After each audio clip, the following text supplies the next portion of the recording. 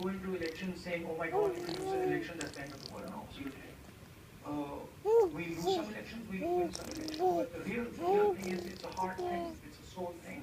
Why are you here? I asked you that question. I asked you the question, why am I sitting here? I'm sitting here because with all my heart, I think we need to change the way the system works here. And not enough people are actually asking that question.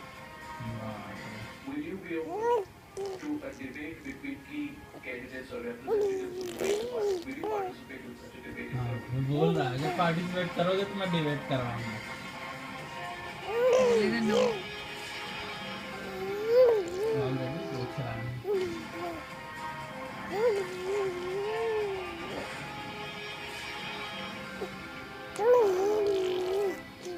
Mr. Gandhi, my last question to you. खुश हो जाएगा last. Your father was forced into politics by circumstances.